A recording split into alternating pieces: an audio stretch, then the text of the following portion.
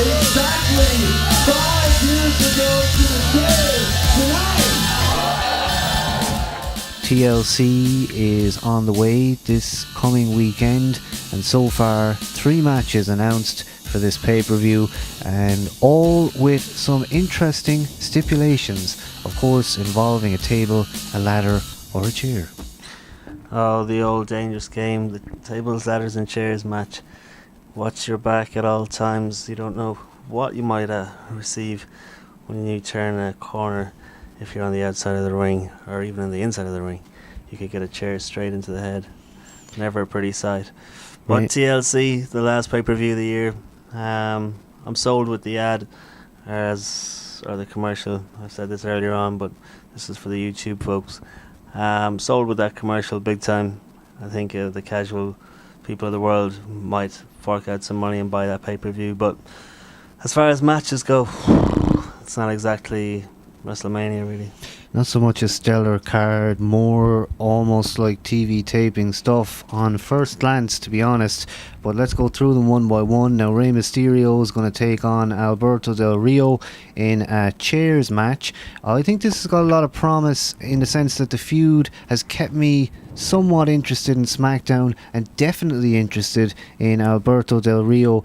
We all knew when he came in that he was going to end up with Rey.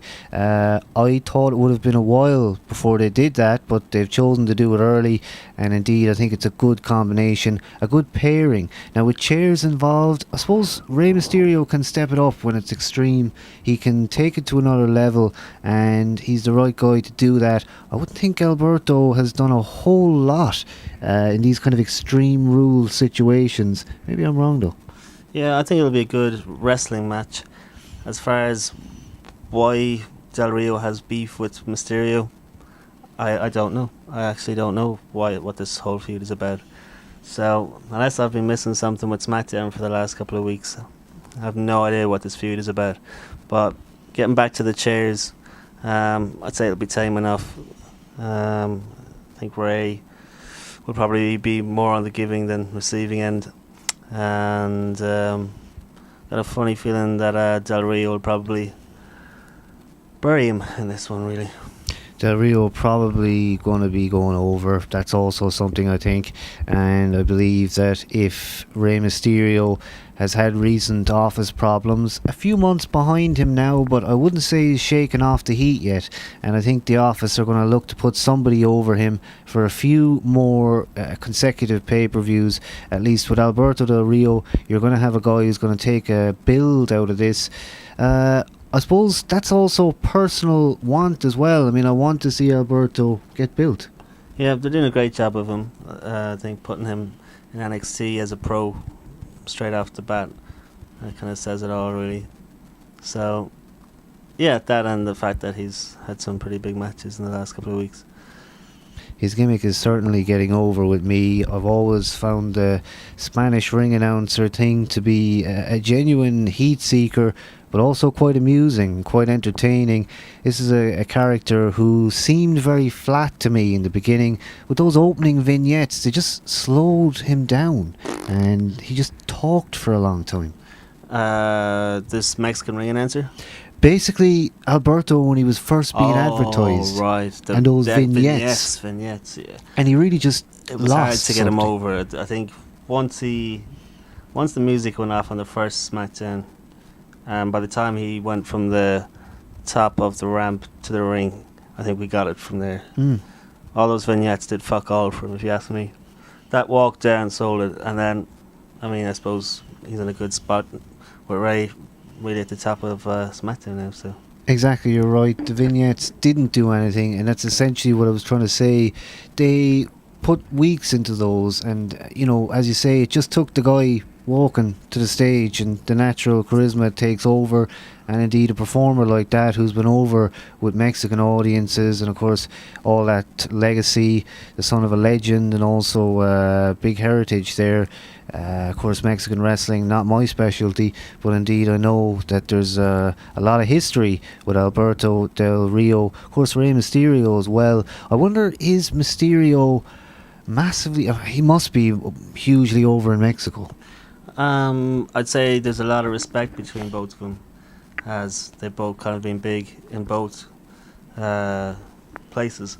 So that could add a lot of specialness to the match. They're both good in the ring as well.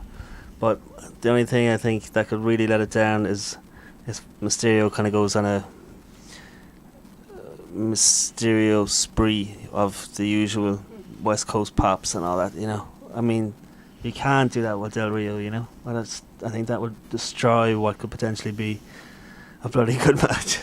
That's right, and it really could be a great match. Now, Mysterio has had positions this year with CM Punk on pay-per-views. I think there was 3 consecutive pay-per-views where that Mysterio Punk Straight Edge Society thing went ahead, and I have to say, I'm not sure if it was Punk, but somebody did something in those matches to make them really get over with me and to make them memorable that I can still recall them now.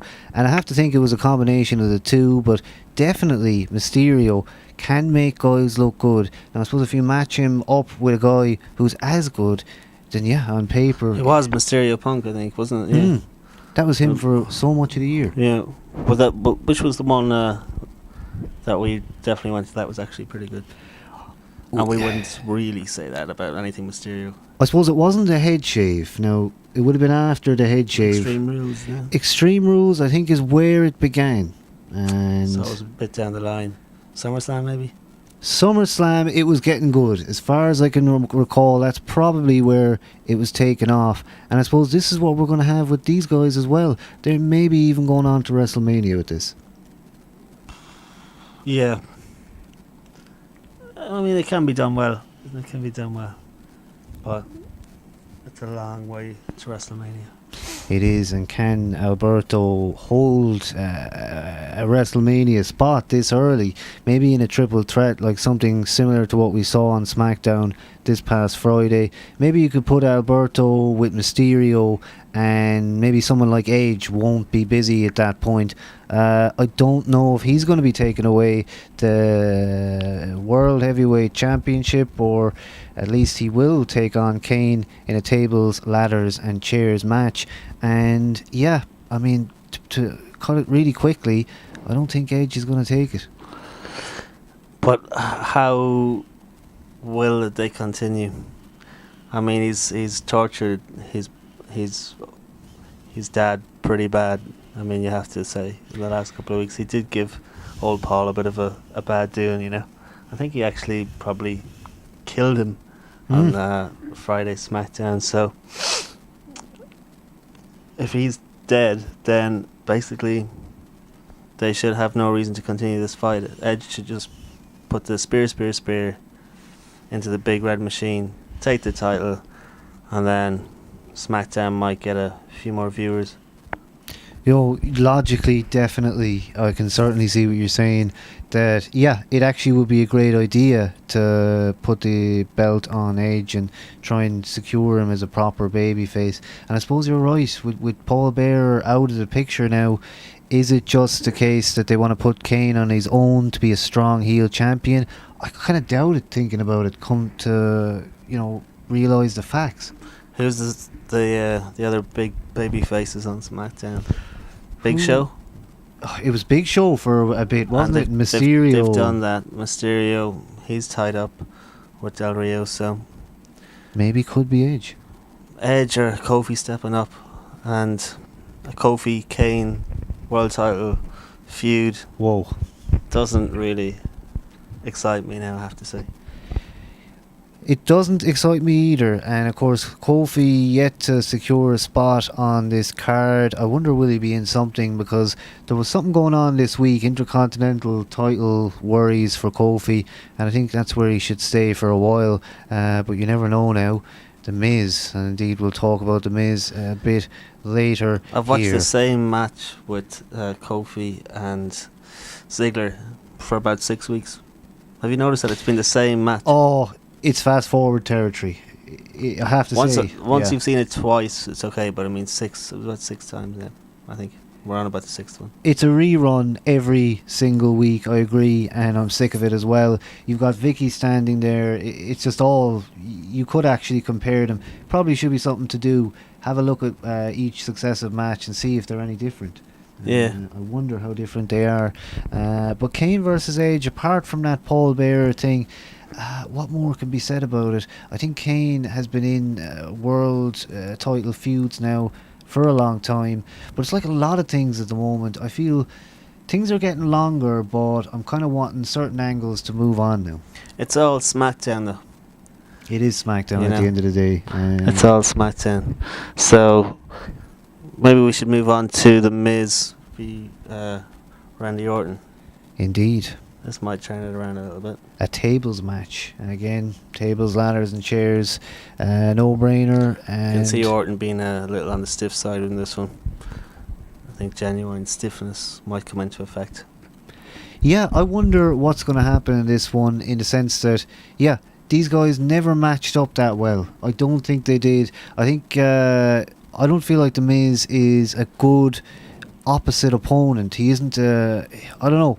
I kind of have a lot to say in terms of The Miz, but in this case, as a champion versus Randy Orton, I think he's transitional, but The Miz isn't going to lose it quite yet.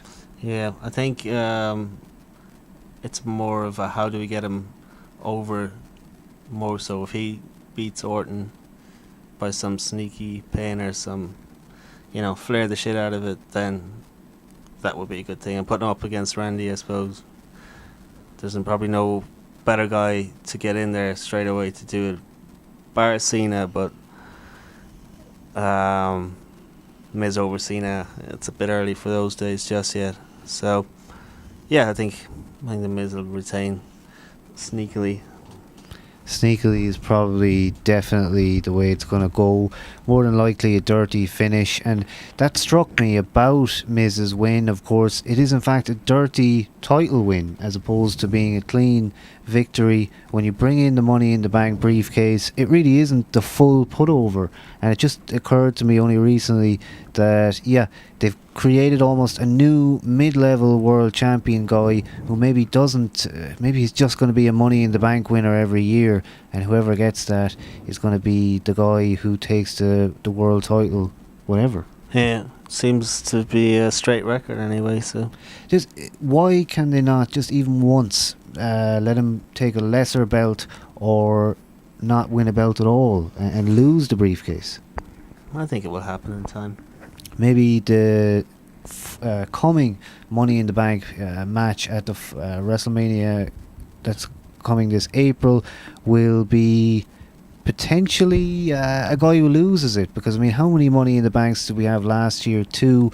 I don't know, is that pay-per-view on the schedule again? I'm not sure about next year's listings, but actually, come to think of it, I do think I heard it mentioned and that somebody said it was going to be on.